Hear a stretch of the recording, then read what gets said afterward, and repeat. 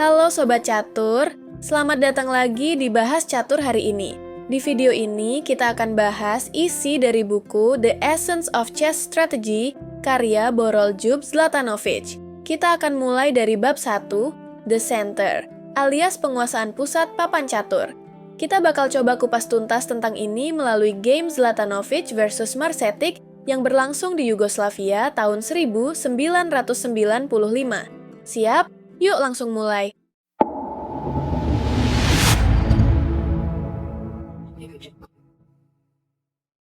Kenapa pusat papan penting banget? Karena pusat itu seperti jalan utama kota.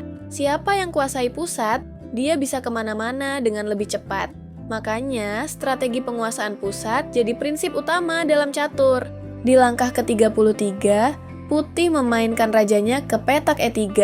Sebuah langkah yang menunjukkan niat serius untuk menguasai pusat papan. Di endgame kayak gini, Raja bukan cuma jadi penonton, dia ikut bertarung. Dan karena Raja Hitam masih pasif, Putih duluan ngambil alih wilayah strategis ini. Sebagai respon, Hitam memindahkan rajanya ke petak F7. Sekilas kelihatan oke, tapi sebenarnya langkah ini justru mempermudah rencana Putih. Alternatif yang lebih aktif adalah kuda ke C4 yang bisa bikin Raja Putih agak kerepotan lewat skak. Tapi karena itu nggak dimainkan, Putih tetap bisa lanjut dengan nyaman. Putih kemudian menggeser rajanya ke petak D4, semakin memperkuat dominasinya di pusat papan. Ini kayak naruh komando di tengah-tengah, dari mana dia bisa dukung ke kiri, ke kanan, ke atas, dan ke bawah. Sementara itu, kuda hitam malah mundur ke petak D1. Ini langkah yang cukup pasif dan agak aneh sih buat fase akhir kayak gini. Putih lalu mendorong pionnya ke petak F3. Ini adalah persiapan buat kontrol jangka panjang dan bisa juga jadi landasan untuk dorongan pion berikutnya. Hitam hanya bisa memindahkan rajanya ke petak F6, nggak ada langkah aktif. Sementara itu, Putih punya banyak opsi menarik. Nah, di sini Putih melompatkan kudanya ke petak B4. Ini langkah penting, karena membuka dua potensi ancaman langsung. Bisa ke D5 buat skak, lalu langsung mengarah serang pion lemah di petak A4 setelah kuda ke B6. Kuda Putih benar-benar menekan posisi Hitam dari sisi kiri papan. Hitam mencoba mengganggu rencana Putih dengan mendorong pionnya ke petak G5. Tapi sayangnya, ini bukan ancaman serius. Langkah ini kayak lemparan batu kecil ke benteng yang udah kokoh, nggak ngaruh. Mungkin tujuannya buat ngurangin pion, biar endgame-nya lebih simple. Tapi Putih nggak keganggu sama sekali. Putih lalu melompatkan kudanya ke petak D5 dan langsung ngasih skak. Raja Hitam pun ke petak E6. Lagi-lagi, Raja Hitam cuma bisa merespon tekanan, sementara Putih terus aktif ngatur tempo. Kuda Putih kemudian pindah ke petak B6. Dan sebagai respon, Hitam mendorong pionnya di sayap Raja ke petak H5. Tapi lagi-lagi, ini bukan langkah yang mengancam. Sebenarnya justru menunjukkan bahwa Hitam kehabisan ide untuk bertahan dari tekanan pusat. Putih nggak buang waktu. Kudanya langsung lompat ke petak A4 dan menyantap pion lemah di situ. Sementara itu, kuda Hitam mencoba mencari ruang dengan lompat ke petak F2. Tapi posisinya belum jelas, dan Putih sudah mulai unggul secara materi. Kuda Putih lalu kembali ke petak C5 dan memberikan skak ke Raja Hitam. Langkah ini juga punya tujuan ganda, mengganggu Raja dan mengontrol jalur pusat. Hitam pun memindahkan rajanya ke petak D6. Selanjutnya, Putih memindahkan kudanya ke petak D3. Sekilas kelihatan tenang, tapi ini bagian dari persiapan penting buat langkah berikutnya. Di sisi lain, kuda Hitam lompat ke petak H3, coba nyari peran dari pinggir papan.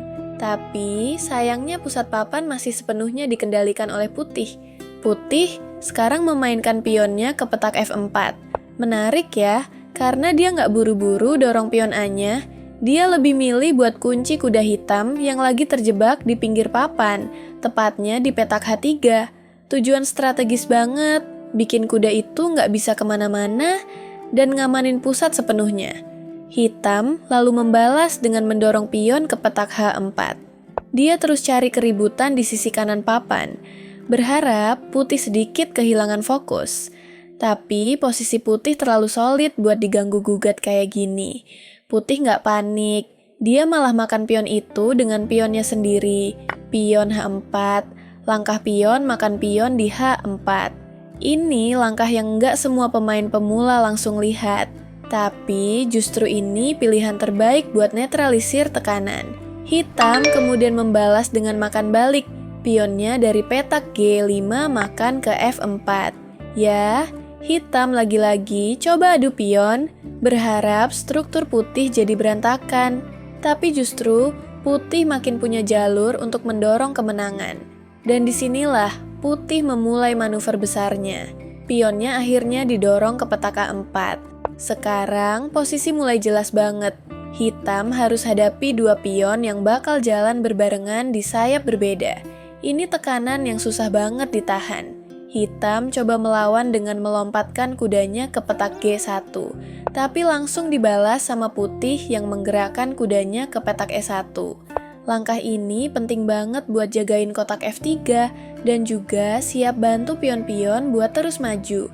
Hitam terus coba cari celah. Dia lompatkan kuda ke petak E2 dengan skak, tapi Raja Putih tenang aja, mundur ke petak C4. Hitam lalu lanjut dengan kuda ke petak G1 lagi, dan Raja Putih dengan percaya diri jalan ke petak D3. Putih tetap konsisten, pegang pusat, dan biarkan pionnya yang berbicara. Dan sekarang, pion di sayap raja mulai bergerak juga. Pion putih didorong ke petak H5. Ini sinyal kalau putih udah siap menutup permainan. Dua pion yang terpisah, tapi saling melengkapi. Posisi hitam makin genting. Kuda hitam masih coba manuver. Dia lompat ke petak H3, lalu putih lanjut dorong pion H6. Tekanan makin besar, dan hitam belum nemuin cara buat nahan dua pion ini sekaligus. Kuda hitam lompat ke petak G5, tapi nggak ada ancaman berarti. Putih lanjut dorong pion ke petak H4, dan kuda hitam balik lagi ke petak F7, berusaha masuk lewat jalur tengah. Tapi semuanya udah terlambat. Pion putih lanjut maju ke petak H7. Tinggal satu langkah lagi buat promosi, dan hitam cuma bisa bertahan seadanya. Dia lempar kuda ke petak E5 dengan skak, putih naikkan rajanya ke petak E2. Kuda hitam masih coba-coba lompat ke petak G6. Tapi ancaman udah jelas. Putih tutup semua itu dengan mengaktifkan kudanya ke petak F3. Dan akhirnya, hitam baru sempat menggerakkan rajanya ke petak B4. Tapi semuanya udah terlambat. Dua pion putih, yang satu di sayap raja, yang satu lagi di sayap menteri, udah siap promosi kapan aja. Pertahanan hitam runtuh. Jadi, sobat catur, inilah pelajaran penting dari game ini. Pusat bukan cuma tempat lewat, tapi medan tempur utama. Kuasai pusat, maka kamu bisa mengontrol seluruh papan. Makasih banget udah nonton sobat catur. Kalau kamu suka videonya, jangan lupa klik like, subscribe, dan bunyikan loncengnya biar nggak ketinggalan bahasan seru selanjutnya. Kita ketemu lagi di video bahas catur hari ini berikutnya. Sampai jumpa dan dadah!